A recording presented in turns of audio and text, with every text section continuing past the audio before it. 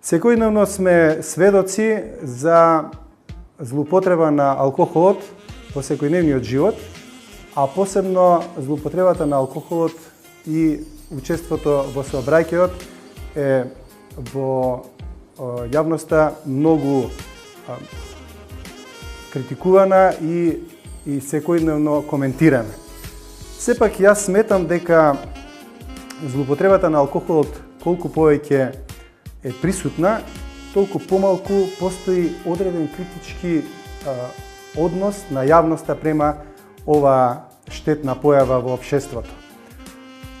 Сите знаеме дека алкохолот многу неповолно делува на психофизичките способности на човекот, а со тоа сигурно дека делува на психофизичките способности на возачите, кои што директно учествуваат во сообраќај. Алкохолот како отров делува врз човечкиот организам на тој начин што прво ја нарушува структурата на личноста, ја нарушува перцепцијата и психомоториката кај човекот, а со тоа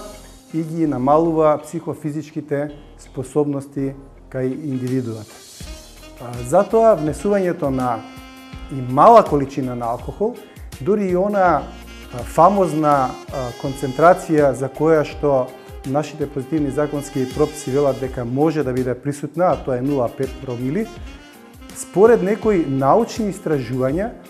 покажала дека за 2 пати ја зголемува можноста за настанување на сообраќајна незгода. А ако концентрацијата се покачи на 1,5 промил, што е многу висока концентрација, тогаш опасноста за настанување на сообраќајна незгода во која што би имало и фатални последици се зголемува дури за 16%. Сведоци сме секојдневно, ги слушаме билтените на Министерството за внатрешни работи, дека злоупотребата на алкохолот не престанува и покрај ригорозните мерки и санкции кои што се воведени во новиот закон за безбедност во сообраќајот и секојдневно сме сведоци на губење на човечки животи, нарушување на здравјето на луѓето и уништување на материјални добра. Ние токсиколозите за алкохолот велиме дека практички го нарушува целиот човечки организам, односно ги засега сите органски системи и со тоа ја пореметува нивната функција. Меѓутоа, морам да кажам дека постојат две поделби во однос на способноста за управување на моторно возило под дејство на алкохол, а тоа е релативна неспособност за управување со моторно возило, при кое што научно е докажано дека постои концентрација на алкохол до 1,3 промила и над 1,3 промила се работи за апсолутна неспособност за управување со моторно возило. Кога зборуваме за способност за управување со моторно возило, не се подразбира само седнување во возилото, палењето на возилото, ставањето во погон и управувањето со моторно возило. Секако дека при тоа се мисли за управување на моторното возило во посебни услови, да речеме во услови на магла, во услови на дожд, во услови на снег, на лизгав коловост и така натаму. Секој оној кој што внесува алкохол и после тоа седнува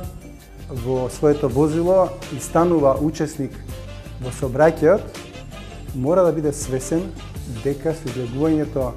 на патот станува и потенцијален убиец, затоа што, како што претходно кажав, настануваат низа на нарушување во човечкиот организам со кое што се нарушува безбедното управување со возилото. Прво, настанува нарушување на структурата на личноста и секоја индивидуа не реагира исто, секоја реагира индивидуално, меѓутоа во основа се зголемува самодовербата, се зголемува еуфоријата и при тоа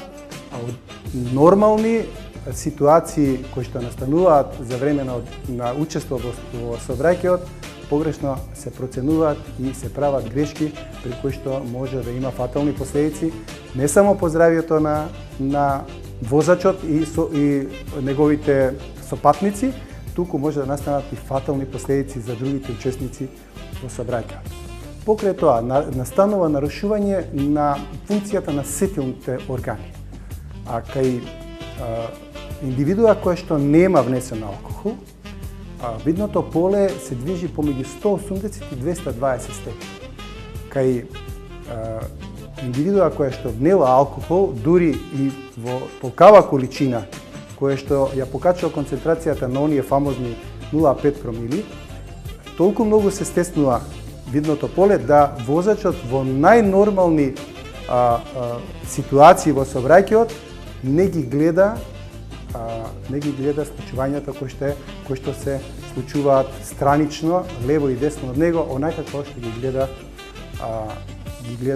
индивидуа која што нема внесено алкохол. Значи, и конкретно, функцијата на очите, видниот апарат се намалува за 30%, додека функцијата на слушните органи, со кои што ние нели ги слушаме сите случувања што се случуваат околу нас, се намалува дури за 40%. Во тој случај, значи, способноста за управување со моторно возило драстично се намалува и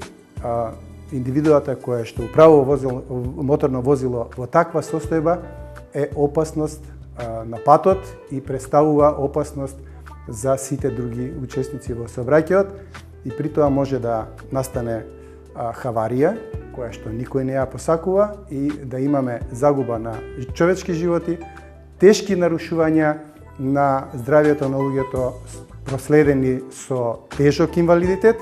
и уништување на материјални добра.